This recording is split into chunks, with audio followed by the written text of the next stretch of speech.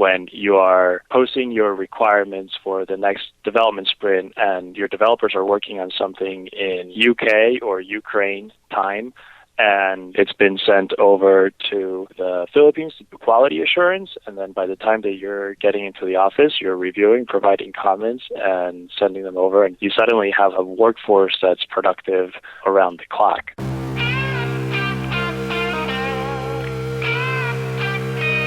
From Toronto, PHANTA Media presents the Not So Corporate Podcast. Hello. It's Mark Drager, and I'm your host of the Not So Corporate Podcast. I'm joined this week in studio with Leah Earle. Hey, Leah. Hello. As well as Louis Vizanios. Louis. Buongiorno, Marco. Buongiorno. Mr. Roland Echeverria, who's normally with us, is sitting on the beach with his baby and his beer. He's in Dominican on vacation this week, so Louis was nice enough to give us his time to join us. And we have a very special episode this week. We're joined with guest Mateo Bueno, and Mateo is he's a lead at Upwork. He leads the Upwork Pro division, which is a premium service. I don't know if he leads the whole division or not, but it says here on the paper he's a lead, so that's what we're going to go with. And today we talk about the world of freelancing. We talk about Upwork, and we get into what is Upwork. It used to be Odesk, it used to be Elance, they merged.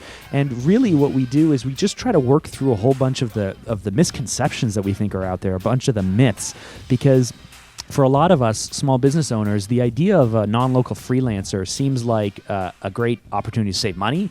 It seems like a great opportunity to just bring someone in and they take care of all our problems. And sometimes that's the case and sometimes that isn't. So in this episode, we get into that. And then at the end, after the conversation with Mateo, we stick around in the studio to talk about how we feel that the what we went through in the conversation could play out in the world of a small creative agency, in the world of a video production company, and even in the world of corporate. So stick with us, and we'll have some fun.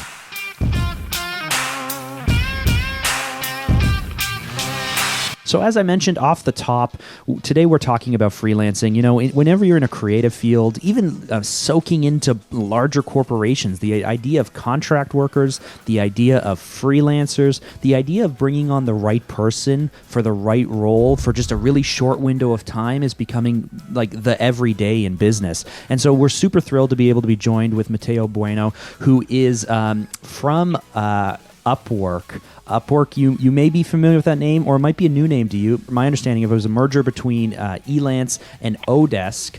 And so Upwork is this new great platform that's kind of a phase 2 of the pre-existing platforms. But what Upwork does is it allows business people, employers, to be able to connect with potential freelancers all over the world from kind of any region, any background, any technical background. And so, you know what, it's so great to be able to have Mateo, to have you on, to talk about this shift we've seen in business, to talk about what freelancers can do for us. So thank you so much for your time and welcome. Oh, thanks, Mark and Leah, and thanks for having me. So as I mentioned in the opening for this episode, Mateo, before we had you on the line, we really want to be able to address the common misconceptions and the myths that may exist between, you know, online freelancing and people working in different geographies, as well as you mentioned, you know, the difference between this idea that short-term freelancing could be short-term to maybe, you know, longer-term contract workers. Is that really the biggest shift that we've seen over the last number of years, which was just this idea that you bring people in and you maybe take advantage of lower pay people, to the fact that, you know, using a platform or connecting with freelancers or contract workers is really just almost a replacement for long-time workers. It's not that you're bringing in short-time cheap workers. You're just staffing your business differently. Yeah, that's absolutely true, and that's definitely what we're seeing. One of the common misconceptions is that cheap word that you mentioned, where people think, oh, this is where I go whenever I don't need the best talent possible. Suddenly people are realizing, oh, if I need the best talent possible, it's often going to be really expensive for me to hire this all year round. And for this type of work, I should probably go and check out these platforms. So the quality level is something that, and then we've been working on that really carefully to make sure that we're attracting better and better clients to post higher and higher quality projects, and then attracting better and better freelancers to take on those projects.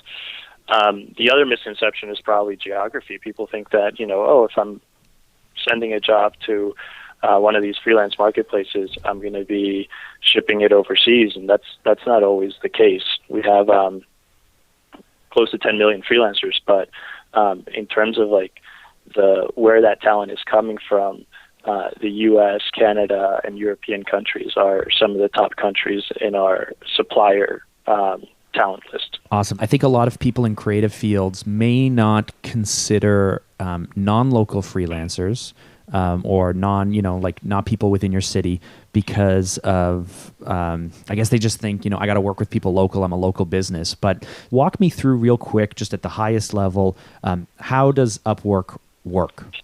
Similar to a platform like eBay where you have buyers and sellers.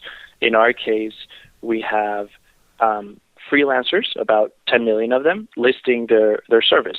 What they're selling is really their talent, their ability. So they have their profiles up on our platform with portfolios, overviews, the skills that they have, etc., and their hourly rate and their reviews from clients. And the way it works is that clients come in, post a job, and suddenly that job is in our marketplace and freelancers are bidding on that job. The client reviews all the different bids that they're receiving, or they can go and proactively invite freelancers to apply to their job just by browsing around and saying, hey, I'd like to invite you to this job. And then they pick the freelancers that they like to work with from the bids they receive. Our jobs can be either hourly or what we call a fixed price job. We protect both the client and the freelancer by holding the client's funds in an escrow so the freelancer can rest assured that they will be paid for work that they are working on with the platform turned on. So in a way, you're logging in almost into Upwork and showing that you're actively working on that client's project. So therefore, every hour you work is an hour you get paid for. And in this, I imagine there's a great deal of trust and mistrust, and that's probably the role that you guys play as kind of the central hub. But, as on the employer side, how do I know that the people are actually doing the work that they say they're going to do? Yeah, absolutely. And I think this is one of the main things where you're absolutely right that this is one big area of focus for us. For a lot of these freelancers, their reputation is everything.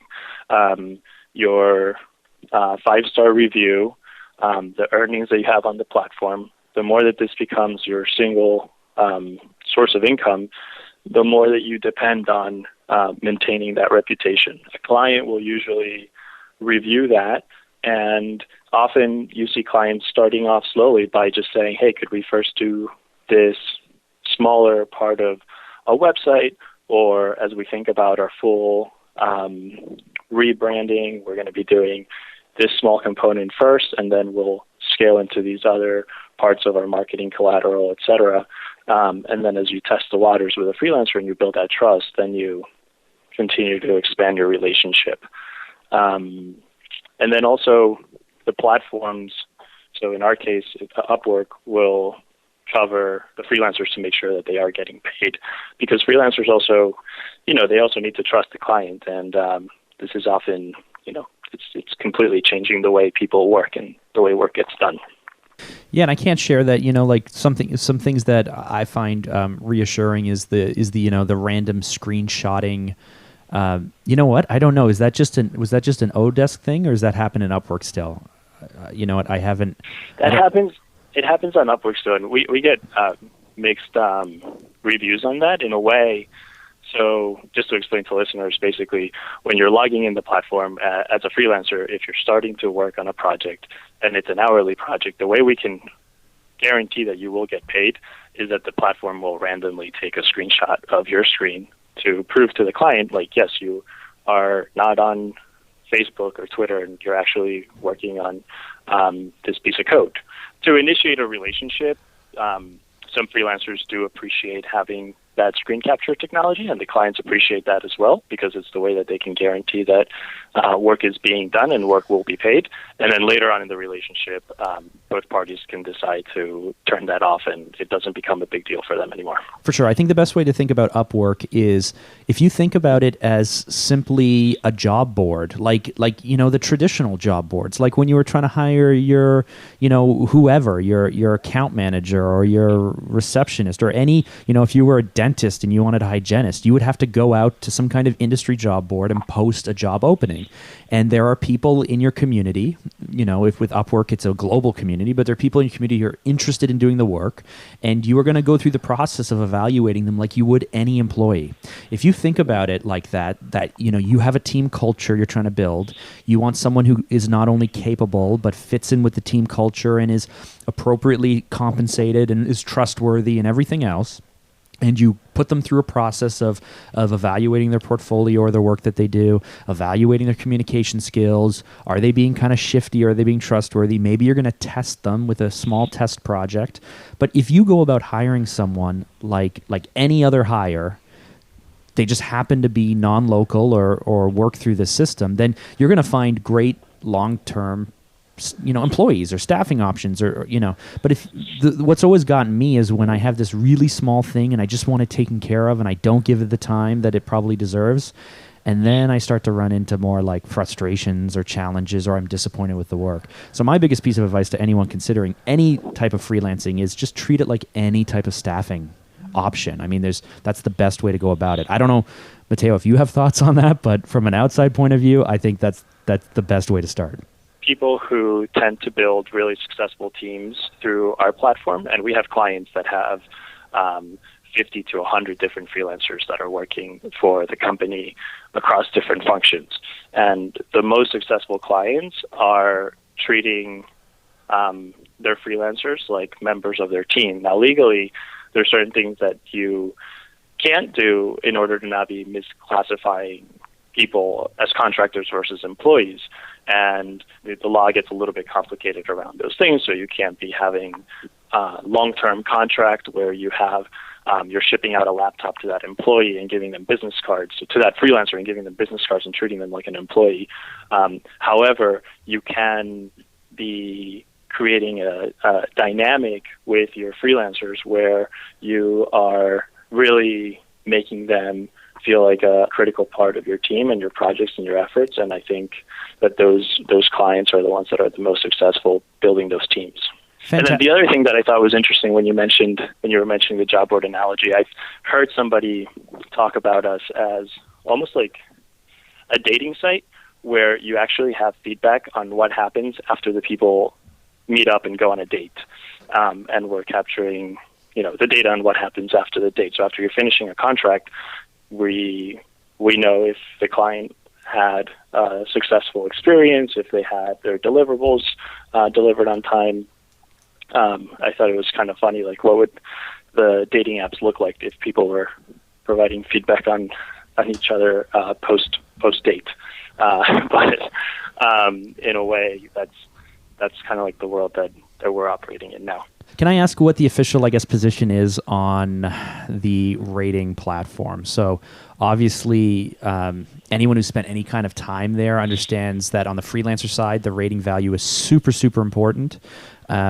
And some people get a little bit aggressive and a little bit touchy about why things are rated certain ways. And, there are certain people who will never rate someone 10 out of 10 stars, no matter how great they are. And there are other people who rate really hard, other people who rate really light. How do you guys, I guess it just averages out in the end, or how do you trust that the ratings are legitimate? Yeah, this is an interesting topic. And I think that we're learning a lot as we go. And as we build this out, there's this type of platform with 10 million contractors around the world being evaluated by clients. It's never been done, and we're trying to wrap our own heads around it and figure out what's the most fair way of doing something like this. We've seen that, people don't like to give each other negative feedback publicly. Like, clients understand that even if a job wasn't well performed and the freelancer underperformed, in many cases they know that by giving a 1-star rating, they might really impact that person's reputation publicly.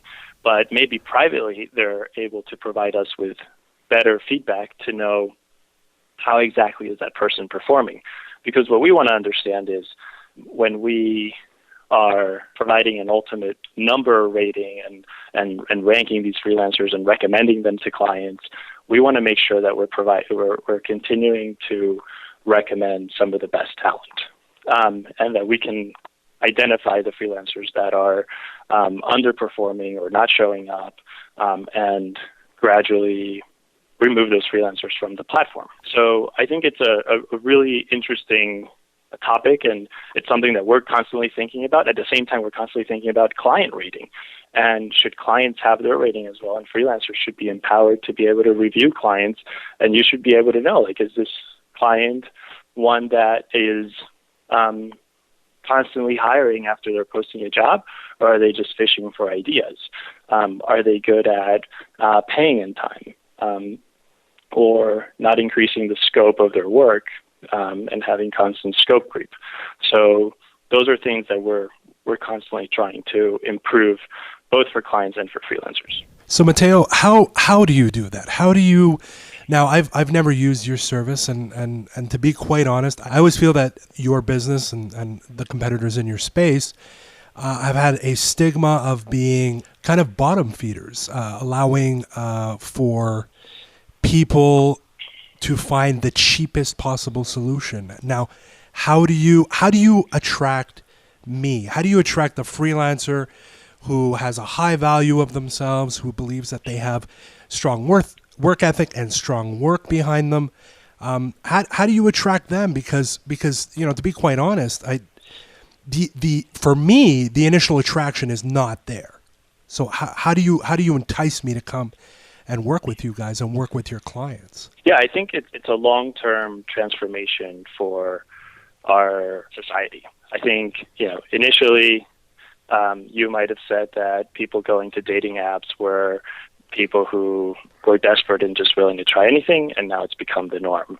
I think as we continue to bring in better and better clients and larger companies become a little bit more comfortable, I would say large and small companies, high-quality employers, contractors, project providers, let's call them, are becoming more and more comfortable posting these projects on platforms and posting high-paying projects on these platforms. I think over time you will be more and more attracted, or we will become part of your consideration set for your career. And the way we do that is being one of the companies that's investing the most in trying to change that mindset for those companies. I think one of the stories that comes to mind for me, I recently met one of our freelancers. Her name's Sherry. She lives in Hawaii. She's an instructional designer. She's charging over $50 an hour. I would say that she's a high-quality, high-earning designer, and she creates instructional digital material for companies to create educational content for their employees. She landed one of the cases that she landed, one of the jobs that she won recently was with a company called Flightcar, and it turns into a $10,000 project for her, creating all the educational material for the company Flightcar. So I think the more that we have these success stories for developers, designers, writers, book authors, the more that we begin to change that mindset collectively. And you know what? So respectfully, Louis, I would disagree with your perception of this specific platform. And I mean, as an employer, we have a whole bunch of different options for finding talent.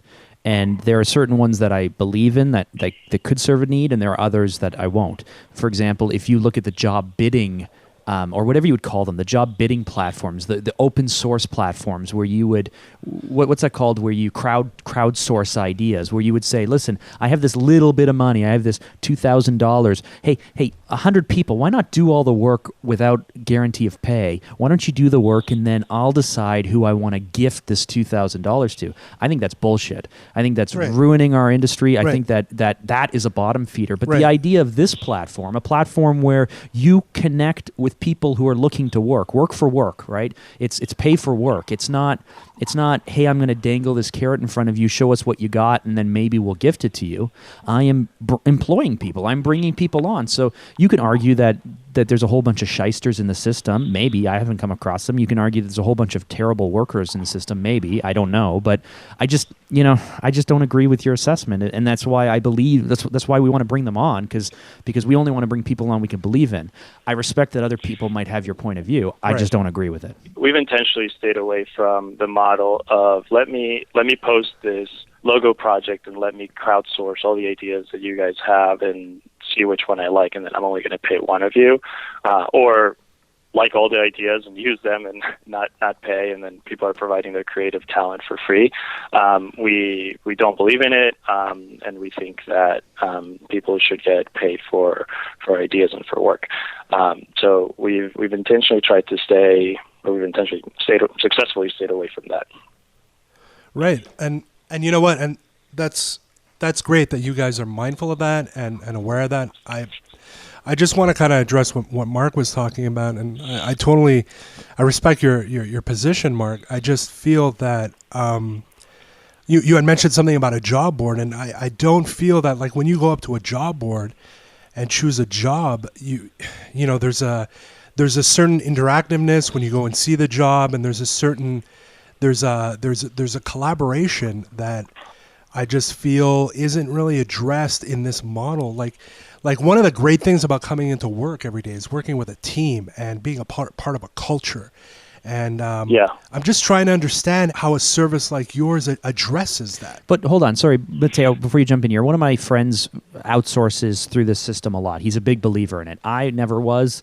I want my people in the office. I want to insource everything. But we do use this service when it makes sense. But he, like, the cornerstone of his business is Upwork, and he has team members that he trusts so much, that shapes so much of his business, that he's worked with for so long, that they've taken and run with stuff. And whether they're in the Ukraine or whether they're in Asia or wherever they are, I mean, we're not, like, gone are the days of you can find someone for $2.50 to punch in numbers. That's not what we're talking about. We're talking about, high paid, especially post 2008, post recession. You're talking about senior people who can do good work. Right. And it's our responsibility as the employer. It's your responsibility as a freelancer to break down that wall, to be comfortable working in that environment, whether it's through Skype or through, any kind of different way that you can connect with people. One of the guys who leads a technology team we use sometimes he's in India. He shifted his hours. So I know that if I'm up between midnight and 2 a.m., I'm catching him at the beginning of the day. But equally, I can talk to him between 8 and 10 a.m. Eastern time, and I'm catching him at the end of the day. We can have Skype calls.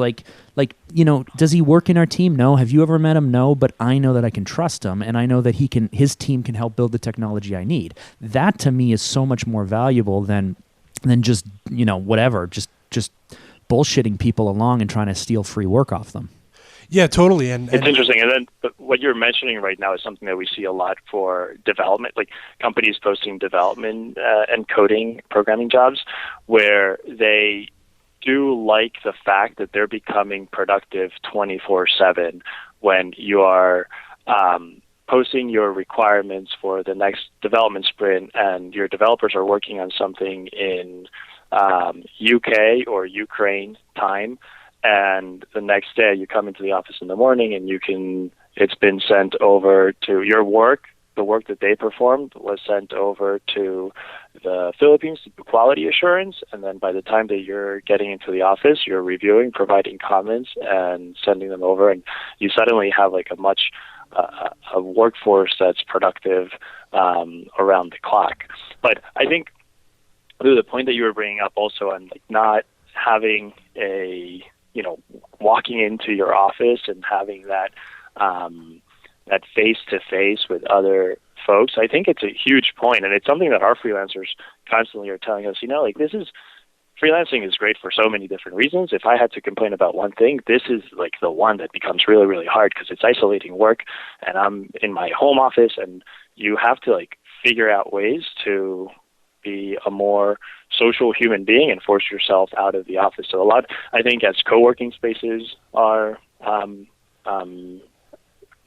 taking off around the world and freelancers start to rent their own desk in these co-working spaces, and suddenly you're building a team where you're not all working on the same project. You're working on 3 different projects, but you're sitting next to a developer and learning about what they're doing versus a QA person that's doing their own thing, a designer's doing their own thing, and you're suddenly working for different clients and sometimes referring each other to these different projects because you're not the person that does the front-end development. You do all this back-end work, and suddenly you're collaborating in a different way, maybe for different clients. So I think it's becoming all this mesh of collaboration and work where the way we used to all work around the same cubicle in a physical location is getting suddenly blown up. There's so many lifestyle benefits as well. If you're working freelance, you can choose to work, say, like start your day at 1 p.m. and then go till whenever you want to. You can work more, get more done, make more money that week, take a couple days off. You can do your grocery shopping in the middle of the day and not have to fight crowds and like go to the gym when no one else is there. There's tons of benefits to the lifestyle of being a freelancer and not being stuck to the 9 to 5 in the office every day. Yeah, I mean, and Mateo, I really dig what you're saying. I'm picking up what you're putting down. I guess my real issue isn't with the convergence of technology and the influence of social media. I think what's pinpointed here is the right people. So like, can you take me through kind of your screening process, both on the freelance side and on the employer side? Like, how does that work, and how do you make sure that the right people are getting paired with the right people? Yeah, it's a good question. Today, we're a free platform, so anyone around the world can create a profile as a freelancer and say that they know PHP or SQL.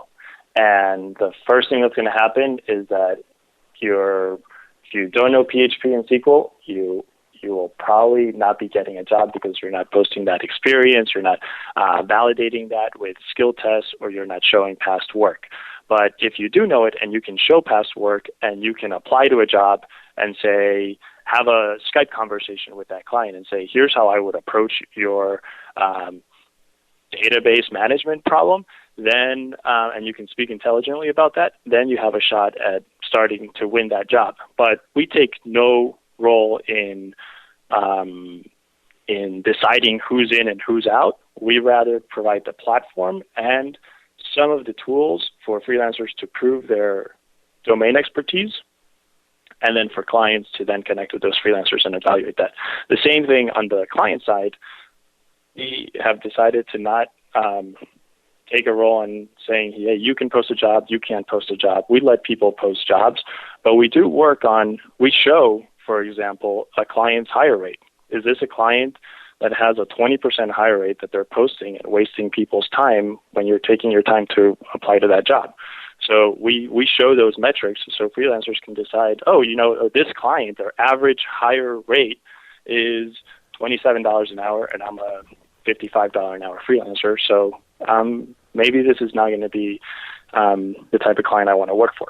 So we can provide numbers, signals, tools for the client and the freelancer to know if they're likely to be a good match. But we don't do any of that. We don't tell you who to hire or who to do work with. Mateo, I'd like to hit you with a fast fire round if I can. And so I have a few questions that are all around kind of sensitive topics. I'm hoping you can just give me your quick response on each one if you're cool with that. Okay. So freelancers who disappear, what are your thoughts on that? Not good. Not good. Okay, we can both agree to that. Ideally, so clients are letting platforms know if this is happening, and they are probably playing a short-term game and missing out on the long-term gains that they could have if they're actually building their full career and their reputation. But, some of these things, they happen in the offline world, they happen in the online world. Employees sometimes stop showing up. They go AWOL. First, perfect. Number 2, and this is a cultural thing, people saying yes because they think it's impolite to say no, but they're saying yes to something that they can't deliver on. It's the client's responsibility to understand how would you be doing this? Let's set up a project roadmap. What are the milestones? If you're starting to see at week 1 that you're not hitting that first milestone, maybe it's a signal of something larger. But typically, a good project manager can set up things to realize if things are on the right track and not wait till month 3 to realize that you've been spending money on. Good. So basically, just manage the talent carefully. Don't just send them off and then just hope that it works out or anything. Right. Okay. And this is cultural thing number 2 for me, padding hours. So what I found is there's certain cultures, there's certain parts of the world where they would work harder if they were aware that more work would come. But they're making their living hour by hour, and so they're worried if they complete the work too fast, they will not get more work. How do you break that down, and how do you just keep from kind of just working at a slow, steady pace to pad your hours?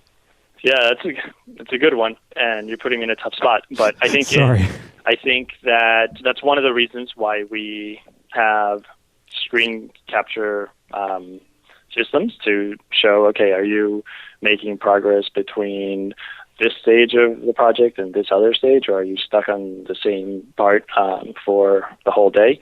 But I think it's a matter of just building that relationship. And, as a client, yes, what if you happen to find the fastest developer in the world who can create that WordPress site for you, and they happen to just be really, really good at that, and maybe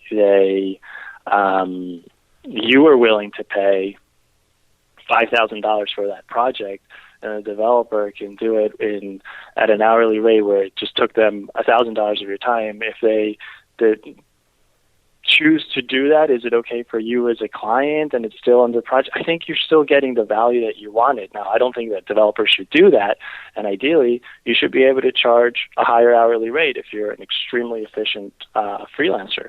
So what freelancers often do is say, you know what, I don't like to work by the hour for something like that because I'm a very efficient person and you wouldn't be willing to pay me $150 an hour. So I can tell you that I'm going to get your project done for $4,000. And the freelancer has to be playing that role of figuring out what's the maximum willingness to pay of this client and making sure you're capturing most of that. And I think that's fair. I think that's the answer. And I don't know if this is something that's going to hurt I don't know if this is outside the system or official, but what we found early on with some people that we weren't quite sure about, they said, listen, we'll go on hourly rate, but we are going to agree to a project size cap. So if we go over, we're working for free. If we go under, then we're still going to keep our fixed costs. So we negotiated a fair value for the project, but we agreed to work on the hourly rate system. So that way, I would still have the tracking. I would still be able to see what's going on. They weren't just taking the money and then who knows what. Also, if you have scope creep from the client and you're adding things to the scope, then you're covered because you've set it up that way. So I like that suggestion. Exactly. Okay, and then the last thing on our quick fire round, which is potentially also a cultural thing in my mind, is, and maybe not so much for programming, maybe not so much for coding, but when we get into anything that's a bit more abstract, design, strategy, project management, copywriting, is just the cultural difference between styles. How do you, is the answer just to work with people in your geography, or how do you go about understanding that different people in different parts of the world respect and like different things? Yeah, I think this is a great point. I was reading a post recently on TechCrunch how Russian developers, if the code is mediocre, they'll say the code is shit. And Indian developers, if the code is mediocre, they'll say the code is okay, because they don't want to insult somebody, saying, they'll avoid confrontation, while the Russians might exaggerate and have a different standard for what they want. I think it's a vast generalization, and you have to be careful making assumptions that everybody in a particular country would be operating that way. But I do think clients end up kind of figuring out where they are more likely to be successful. If they find that having folks in the same time zone, they're in the East Coast in the U.S., and these developers in Argentina and Uruguay are in their same time zone, and it works out perfect, maybe that's a good match. I think the big concept here is that now the geographic limits are being removed, and you can explore culturally where you might have the best setup. Cool. I had a question, actually. We talked a little bit about how the payment works, how you guys are sort of the middleman, which keeps everyone safe. And then we talked about what if someone's not living up to what you expected. So specifically from a company's point of view, if you choose a person, you think their work's great, and then what they're giving you think is shitty. Maybe it's a creative opinion, but you're like, this person isn't giving me what I want. So I don't want my project to go any further with this person. How do you get out of a contract? Do you guys have a process in place? Like, how could we say to you, okay, this guy's not working for us. We can't get our work from him. Yeah, I think that's common, and it's common in the offline world as well, right? When you're working with a creative agency and you've gone through the first phase of a marketing campaign and you're not liking their creative output, you might stop and not go into phase 2 and 3. I think it's common, and I think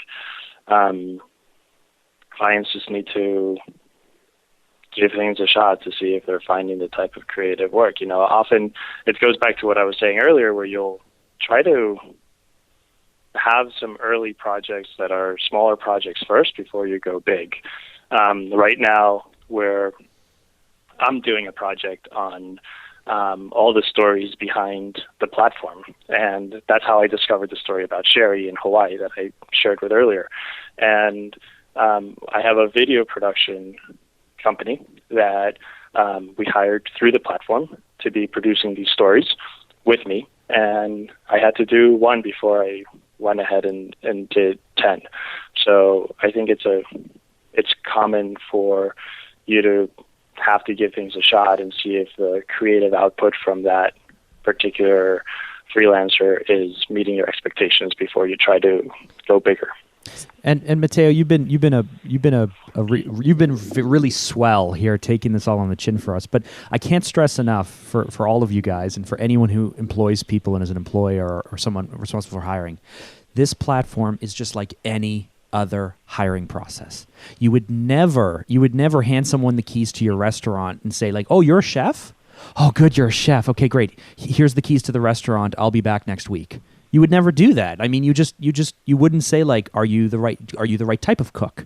Do you cook the style I want? How is your speed? How is your management? Can you manage a team?" Like, you would work through all the details. So this is no different. And yes, there are good things, and yes, there are bad things, and there's things you need to watch out for. But this is no different than any other hiring process. And the only time you're going to get in trouble is if you rush through it, or if you just hand the keys to someone and say, "Don't worry, you'll take care of everything." No one would ever do that in any business with a local person. You would always vet the people. The same thing's true with any kind of partner, any kind of vendor, or any kind of non-local freelancer. But my understanding is you cannot get out of a contract once you've made a deal with someone. I think you can. I mean, you can correct me. I think you can end a contract early by stipulating that it was ended early for these reasons. Yeah, absolutely. If the work hasn't been performed, and if you have milestones to the project, so you can set up milestones to say, this is going to be a 4-week project. Week 1, we're going to do this. And as a client, you're only funding that first milestone, and you don't have to move into the second milestone if you're not satisfied. So you can set up the relationship to make sure that things are on track before you're in too deep. And completely agree with the chef analogy from Mark. I think that's a good way of putting it. And here's the other thing. Like I believe in test projects. So I set up a project with all of the details for what I want. I take the people who I think I've shortlisted and I reach out to them and have a conversation. I say, are you capable of this type of style? This is what I'm thinking about. Here's more details. Are you open to it? And then I set up a test project. I set up a totally different project with a fixed price. I'm going to pay them to test their time. And what I found is on these test projects, the people who live up to it. And then the people who don't really don't want to have their rating affected. And so when I call them on things and I say, listen, you said you were good at pixel perfect, design to coding. This doesn't look pixel perfect to me. You said you were capable of this and this and this. It doesn't look good to me. And this is only a test project. How am I going to trust you with the big one? They immediately say, no problem. I totally hear what you're saying. Yeah, we're not going to charge you for it. Don't worry about a thing. Thanks so much. And they try to disappear very gracefully, because the last thing they want is if they have a 4.5 or a 5-star rating or 4 and above, the last thing they want is you coming along and pegging them with a bunch of zeros and killing their rating. So test them out. People are people. They're not, assume that they're not trying to take advantage of you, because they won't last on the platform very long. Yeah, people are people. So what's stopping them from just giving you a bad rating anyways? As an employer or as a contractor? Sure. Well, the employers aren't rated. So as an employer, you're not rated. You just have job history for them to work from. You can choose to, I guess, take down someone, but the whole purpose of the platform, operating in goodwill, is to try and maintain long-term relationships with people. So if someone does the work and they're reasonably priced, why would you go out of your way to hit them with a negative review?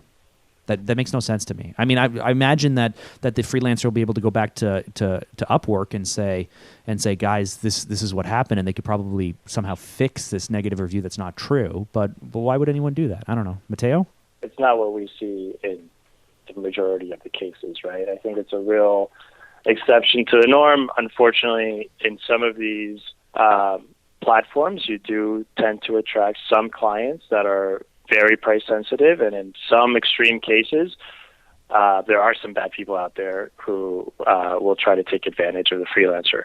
And we've tried our best, and we'll continue to try our best, and it's our mission to succeed at creating this platform that works for both sides. So I think there's always going to be those cases in the online world, in the offline world, and I think, like Mark's saying, we can only operate by giving people the benefit of the doubt and assume that what they're there for is actually trying to get great work done, and freelancers are there to provide their work and get paid for their work. So off the top, we did mention, so let's circle around on the fact that you're working with people who aren't sitting beside you. What's the best way to help overcome that?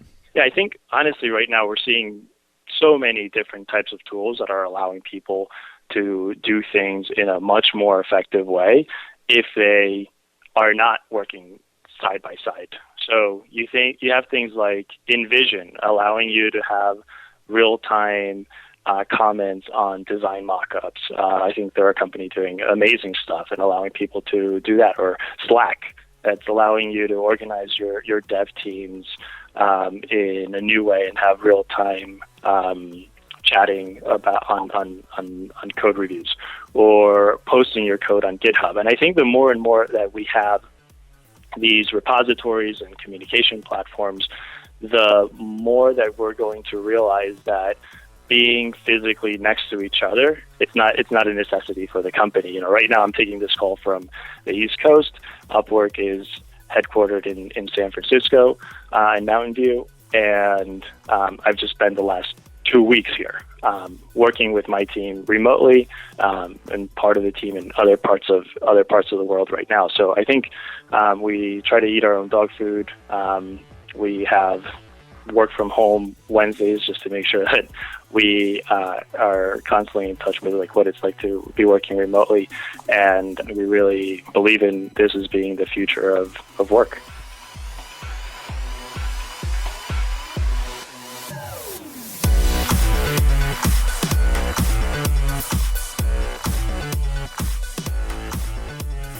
So that was our conversation with Mateo Bueno. I wanted to thank him once again for coming on the podcast. His Twitter handle, if you wanted to reach out to him, is @BuenoN. Bueno is spelled Bueno and then N. So before we sign off, though, I just wanted to quickly circle around. If we talk about Upwork, if we talk about, it used to be Odesk or whatever it is, let's boil this down for our people in the creative agency world, in the freelance world, in the video world. What are your thoughts on being able to tie these? It's great if they're coders. It's great if they're programmers. It's great if they're writing you software or what have you. But, sometimes, there's a certain aesthetic. There's a certain working style. There's certain things you just not sure you want to outsource. You think this can work in the world of video? Yeah. Yeah, I could. It wouldn't work for me, though. I don't like their model. Because you're racist? No, it has nothing to do with race.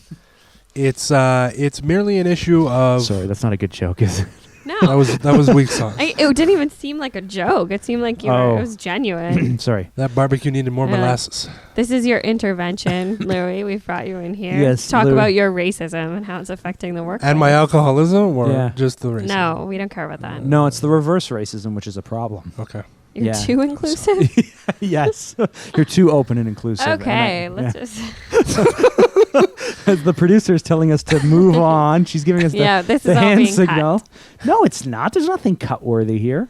Okay. Carry on. Go. Video. Yeah, for video, I don't really dig the whole taking a screenshot all the time. Really? That's your issue? what you don't yeah, like? Yeah, I don't like it. As an employer, I have caught my workers not working, and I can email them and say, I reviewed the screenshots for the day. You said you were QA, which is quality assurance. You said you were QAing it. 1, I found 18 mistakes. Right. How did you spend 6 hours QAing it? And 2, you were buying a scooter at the time because there was a screenshot of you in scooter. There's a screenshot of you emailing. There's a screenshot of you working on other people's projects. You're talking about this happened on when you were using Odesk. Yeah. Do they know when the screenshot No. gets okay. The software is on, and it can happen from what I see, from every 3 to 20 minutes at random intervals. So you have a slider to control that, or it's just... I log in and I have access to the day with the number of hours worked and then every single screenshot. So I can see. So like for example, if over the course of, and you can get a sense of it. There's a certain amount of trust there. But if over the course of a 1 hour working period, they're working on a landing page, and you're like, oh, they're on the landing page, and you can see them bouncing from the, sorry for if people aren't technical, but they're bouncing from the CSS code to the home page to some kind of design thing, and they're bouncing around. You're like, okay, great, they're there.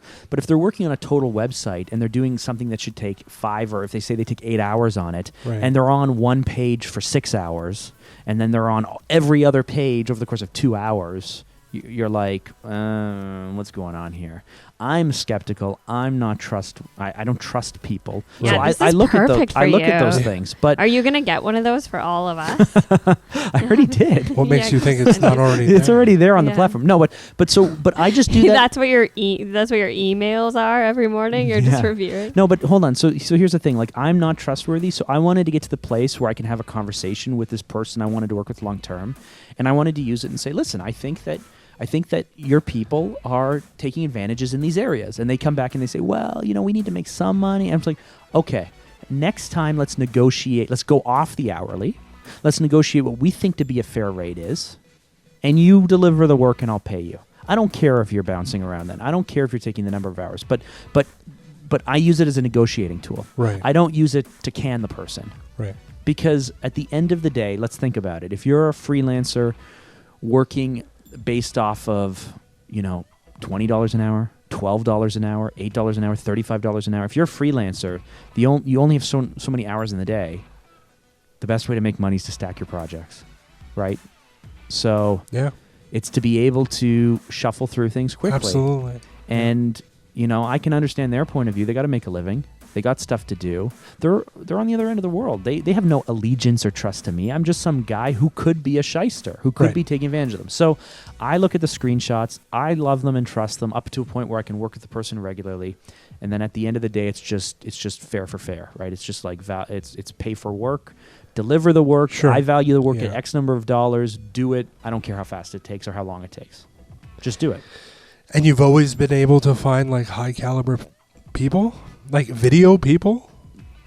So there's the rub. I've never worked with anyone in the area of video there. I know that in our office, Manish has looked for people to do small tasks for doing cell animation where we need to sit there and sketch over the course of hour after hour or something. We may outsource that component. Yeah. So I don't know if it would work for video. I know people who outsource video editing. Yeah. They outsource the editing, they outsource the graphics. To me, that's crazy kookiness. Why? Okay, so you already have like a huge problem explaining to people why things take so long with video. I just find that's even more amplified with the inability of not having a face-to-face, the tangible nature of video, the fact that you have the feel of it and the experience of it between the people that are producing it and you're producing it for. Listen, I hear what you're saying. Yeah. We built our company off of insourcing. Yeah, right. So I understand that, but I think you're being a bit too precious about it. Because if you were comfortable outsourcing photography, then you should be comfortable outsourcing video. If you're comfortable outsourcing graphic design for your business cards, you should be comfortable outsourcing video. There is a certain intangible in my mind of what you're trying to create and the mood and the feeling and whatnot. But for a lot of people who aren't us, for a lot of people who don't have the standards that we have or the trying to build the system we wanted to build, they're fine. I mean, if you think that camera work is what makes a good video, I don't necessarily believe that. I come from an editing background. I agree outsourcing editing is crazy. I come from an editing background. But bring someone who comes from a DOP background on, and they're going to say that, well, you can just, whatever. So, but I think that I think Mateo sort of addressed the fact that the way to be safe with these projects is to give them tiny little milestones and stuff. So the editing, you do the exact same thing. You would give tiny sections of stuff to a person, tiny milestones, and build it up. Also, I think that the issue you two would have with it is that you are so passionate about editing. And I think if you found a person that was passionate about anything, like someone passionate about code, they'd be like, outsourcing code is crazy because I know code and I want code the way I write it. But for video, they'd be like, yeah, no probs. I just want a good video. I know when I'm working with Mark, he has it a certain exact way he wants the video. Exact way. He does not want it any other way. That's not even true because I let go of so much stuff. Well, you don't want my interpretation. You want exactly what you want, which is totally fine. But I think other people wouldn't be that tight. Well, because he has a vision, right? And the problem with video editing is it is not a binary process. It's neither is sure. what Manny does, and they outsource things. That's why I don't think it's well suited to creative pursuits. I disagree. I think it just depends what's important to you. It depends. So here's the thing. And what you're good at. Let's say that we were a small company, and I was a videographer, and I could shoot and edit. This is where I started. I had no graphic ability. Yeah. I used to select the shots that I would want to do in graphics. We do this today, right? You'll select the shots that are going to be in graphics, and you will hand that to our motion designer, those plates, those shots. He will manipulate those shots and then give them back to you to work back in the project. Yeah. Are you saying that you can't see any possibility to outsource, VFX or motion design or whatever it may be to someone, regardless of where they are, for those 4 select shots or 8 select shots? No, I'm not saying that. I'm saying that ultimately, I don't know if it was done the other way, I don't know if it would be as good. Well, listen, delivering happiness, right? The guy who started Zappos, or he didn't start Zappos, but he built Zappos. Tony Haish, right? Tony Haish? I think it's Haish. Right? The best line in that entire book, Delivering Happiness, you can't outsource a core competency. Right. You cannot outsource a core competency. And so if the packaging of your video, if the laying out of your brochures as a designer, if the design or copy of a website as a website company, as the clicking the photos as a photographer, you cannot outsource that core competency because you have no control over it. Right. But you can outsource all the peripherals. So, you know what? If your core competency is shooting and editing, you can outsource the color correction. You can outsource the sound design. You can outsource the graphics. You can outsource, I guess, encoding, or I don't know. You can outsource everything except for what will make it. If you're a photographer, you can outsource all the digital imaging and editing that might take place, or the color correction, or the Lightroom, or whatever. I don't know what the hell they do. Whatever it might be to make it extra awesome. But you can't outsource looking through the lens. And so the same thing is true. We're not coders, so we think that you can outsource coding. But what you can't outsource is like a program structure or integrity or the business analyst mind that's going to come to what happens where and what leads where. All you can outsource is the actual physical coding and testing. Right. So regardless, creative, non-creative, business, non-business, whatever it is, you're never going to outsource a core competency and have any kind of control over it. That's not what this is for in my mind. Mm-hmm. So I think that this is a perfect system if you just come at it understanding what it is. Hire them like regular staff. You're employing real people. You're a real employer. Try to set clear things and brief the people and communicate properly. Don't take advantage of the people, but also don't manage your expectations of what you're going to get. These people are not going to run your business for you. I think that's important. Right? Yeah. They're not. That's important. And so test, try it. There's a lot of terrible people on all systems. But equally, I went to a local college. I was looking for a paid internship we were going to do for a graphic designer. Yeah. We haven't had a lot of graphic people. I wanted someone with a really cool, I wanted to go and find the people who have no business mind at all, but just do the coolest designs and see what they could bring to us. Yeah. And I think I know what happened. The experience was almost exactly the same as with Upwork. Right? There were tons of people who say they do graphic design when really what they help is they help real estate agents and dentists with one-page brochures that are shit. Right. What I didn't want I don't know, whatever that is. I didn't want a graphic designer. I didn't want someone from, like the type of person from overseas who says that they do it, but it's like so cheesy and You bad. almost wanted like an artist. I wanted an artist, someone who can be a designer. Yeah. And so out of all of the people from the local college there were 3 of them who were good enough for me to even take a second look at. Right. The same experience happens no matter where you are. There's a lot of shitty people doing shitty stuff. You got to find that great person, and it takes work, and it takes effort, and it takes time. And so the only times I've been screwed on any kind of platform like this or any regular hiring is when I take the easy route. When I just try to hire the person that I think is going to take care of it because I don't really care. Guess what? We have high standards. We always strive for excellence, and we end up caring in the end, and it ends up wasting everyone's time and everyone's money. Totally. And you know what? You're that kind of guy. But I feel that model promotes against that. It promotes the idea that it's okay to allow people to come and obfuscate your brand and obfuscate your identity and water down the idea of what makes you and your company great. Because you perpetuate this idea that, hey, let's just race to the bottom here and find the best possible price. So let me ask you a question. Yeah. So I know a guy who runs a really successful technology company, and they have offices in Canada, in the U.S., I think in Bogota, and in Greece. Okay. Is that a company that is diluting their brand? They have all these offices? They're not really local people. They don't have one culture because they have 4 different cultures, 4 different offices. Right. Is that company somehow broken or ruined because they're so diverse? No, but because they may have very strong processes in place. They may have a very strong philosophical roadmap for they the way may or people, they may not. Right. But let's now take it a step further and say that these weren't offices, but these were people working in those areas from home. Is that company any stronger or any weaker than the one I mentioned to start with, the one with the actual offices? No, but that is a closed system. That is not what this is. Who says?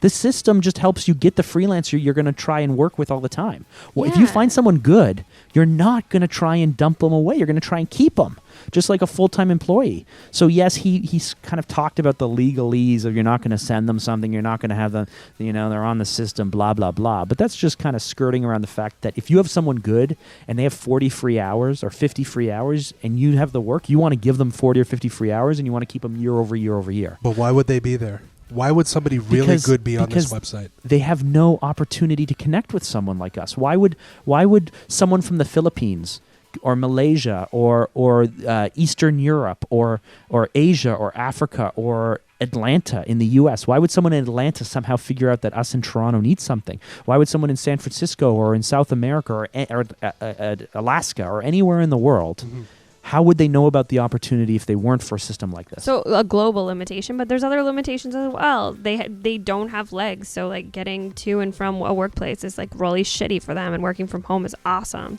And like working at, also they want to work more than 40 hours a week, so they work for more than one company and make more money. Right. They're saving up to do something. There's so many reasons that freelancing and working on a site like this would be beneficial to your lifestyle. I hear what you're saying. And it's not that I'm right and you're wrong. I'm just more right and you're less right. And I think it's what Mark keeps... I'm a little wrong. Mark keeps circling back to the same thing, that it's exactly the same as hiring, like the way he hired you and the way he hired me. It's exactly the same, and so look much at how so. that turned out. Yeah, it's so Right. great. But it's the same so much so that like a shitty boss that's gonna like pay an employee like shit, that's like bottom feeding, like you're saying, they're trying to like find the cheapest person. They're still gonna hire the cheapest person, even if they don't hire a freelancer from Upwork. They're gonna hire some cheap shitty person from Don't get local. me wrong. I'm constantly disappointed by the people I see. Right. Right. So how does the cream rise in this scenario? The cream always rises to the top. I don't know. I don't have an answer for you. Okay. So we posted something. We were doing a test, against these other people and against the internship graphic designer. I thought, I got two options here. If I'm paying, I can bring on an internship local. I can help those people get a kickstart in their job. We can mentor them. We can pay Right. them a lower rate, or I can look at Upwork. What I keep calling Odes, but Upwork. Right. And I thought, let's see what we can do with both of these different new strategies. And you know what? Out of I was bitterly disappointed with the majority of the people at Upwork, but Right. there were 3 amazing people. And so I gave those people tests. The one that I ended up liking the most was American-based. He happened to be the most expensive. Yeah. He happened to be based in America. He happened to have a lot of experience. He seemed like a really decent guy to work with. I went to his portfolio and his website, and I found out that he's mid-level in his career. He's a husband. He's a father. He's a real person. Right. Right? So I appreciate that. But yeah, there was lots of crap. But again, equally, looking locally, Yeah, no, it's you're right. the same You're right. process every time. Yeah. You're surrounded by people who say they know what they're doing when they don't. They don't have the standards that I have for the things that I care about, so I'm not interested in working with them. Right. But I don't know, it's the same the world Yeah, over. if The you- only thing I see with this is it gives you the opportunity to try and find those other people. If someone happens to be in the UK or in Europe or anywhere in the world and they can do what I want them to do, Yeah. then I'm excited by that. I see this as an opportunity as an employer to connect with people I never thought of. But yes, it's taking away from my local search. It is taking away from me digging deep and trying to find those local people, because it seems a little easier to put something up. It seems a little bit easier to try and scour from the entire world than it does to try and find that local person. It's a shift. I don't know. It's better or worse. But we can't stop it. I don't think we should. I think we should let it play out. Yeah, I don't have a problem with like free enterprise or letting the market kind of dictate where it wants to go. I don't have a problem with that. Cool. Okay, so on that, we should wrap it up. If Right. you have any extra questions for us about our experiences working with freelancers or Upwork, you can send us a question online and we will answer it on a podcast. Yeah, in the you can future. hit us up on Twitter, or you can email us feedback@notsocorporatepodcast.com. Listen, Louis and Leah, thank you so much for joining No us. problem. My Let us pleasure. know if I was right or if Mark was right.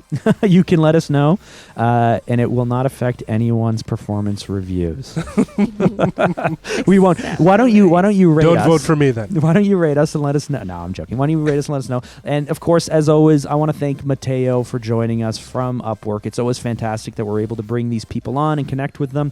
We hope you liked the episode. Let us know your thoughts. We always love questions. We always love feedback. We always love to know if anyone really cares about whether Louis is right or I'm right. But Or if you missed Roland. if you missed Roland, Please Roland's in send- Dominican. He would love He's to know. sitting on the beach with his baby and his beer. Yeah. You like that rap? I like that. Anyway, All right. listen, guys, thank you so much, and we'll talk to you next week.